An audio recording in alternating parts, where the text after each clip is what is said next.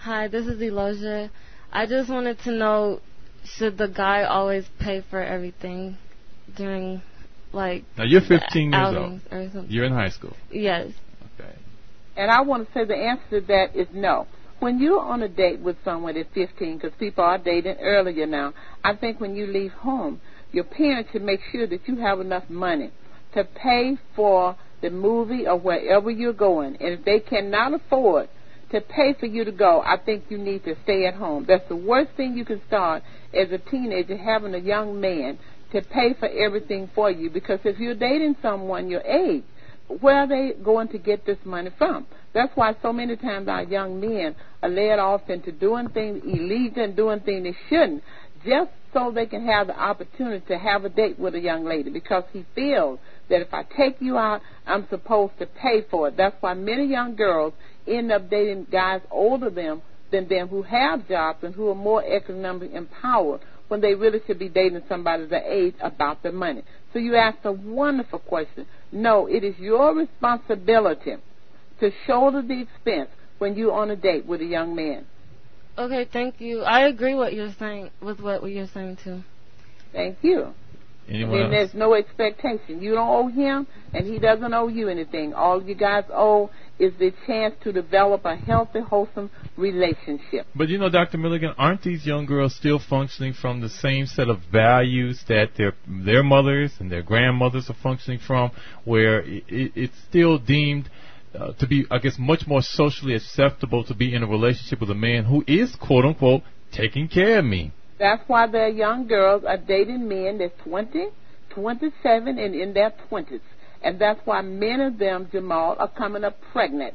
If you examine the record, many of these teenage girls who are pregnant, they're not pregnant by young men of their age. They're pregnant by men who are older, who are giving them things, who are doing things for them, and I guarantee you they are expecting something in return. So in order for us to turn this around, mothers need to say to their daughters, see, you still have women saying, well, heck, if he can't afford to take you out, then you don't need to go out with him.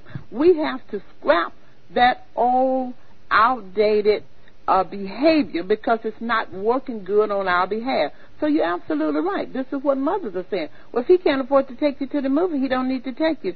We have to change our behavior. That's inappropriate behavior.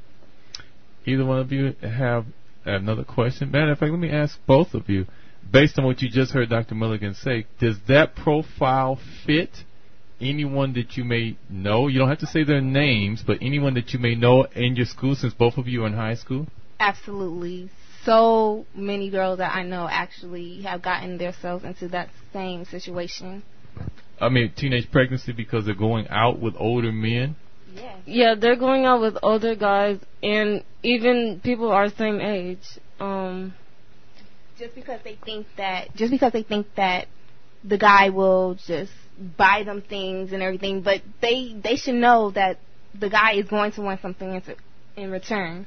So plenty girls our age get themselves into situations like that just because they want to be with an older guy who has lots of money.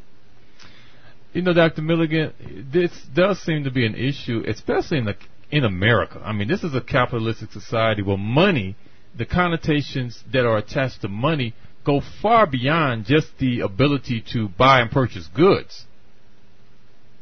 You know, but Jamal, the thing about it, you know, it's an old saying, if you keep doing what you've been doing, you will keep getting what you've been getting. It's time that we come to the table now and look at what we've been getting and decide if this is what we want to continue to have for our families, for our community. We have to break this cycle about money. We have to do that, and we have to start with parents. Parents have to be healthy enough to say to their daughters, you need your money. You need to buy your own car. You need to be looking, making good grades in school. You need to be looking forward to a good job where you can have a car, not to have someone to allow you to ride in their car. And then if you're not doing what they want you to do, they tell you to get out of my car, I'm not giving you a ride again. We have to come to the table and discuss these issues. If we don't, we will see we're going to see the further decline in our relationships. And see, once we build up these baggages, that's one of the reasons when I think of the fact that young girls and young boys are dating so early now, it allows them to create baggage, Jamal, at such an early age. It allows them to be hurt. When I think of a young girl dating at 13 and 14, when I think of the pain that they suffer at that age, it puts such a barrier around their little hearts. They're not even old enough to deal with it. Now, you know, as a man, Jamal, you know what it is to be heartbroken, what it feels like, and what you can go through.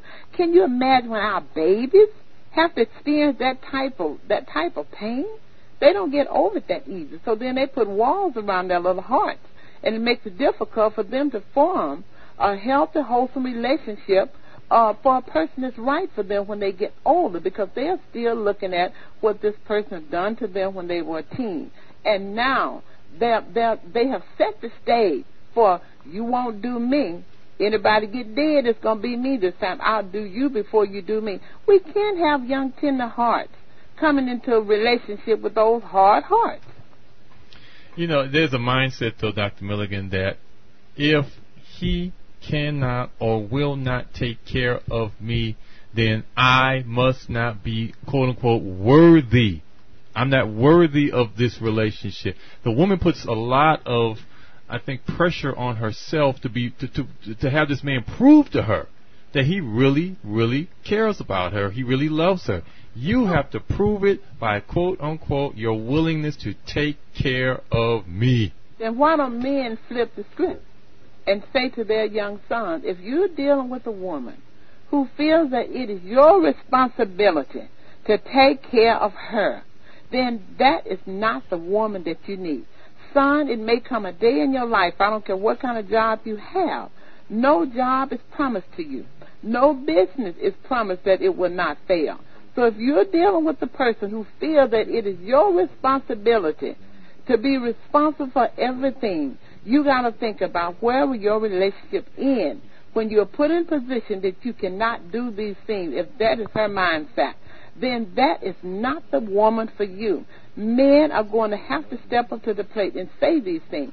And because our young men are so fragile and don't know what it is to be that kind of man, because many of them don't have the father in the home, that's why things are so jacked up, because nobody is telling. There isn't a man to say it, and the woman has not been taught that way, so she's saying to her son, Jamal, it's your responsibility to take care of everything. You're supposed to pay for her. Women are saying that to their sons. Wait a minute. You're saying you're supposed to pay for her like she's an item to be bought? Yes. And if she's to be bought, then what are you buying? Sex. Then you're paying for something. It has already been laid out there, silently spoken, that you are buying something. And the man, that's why he expects something, because he sees you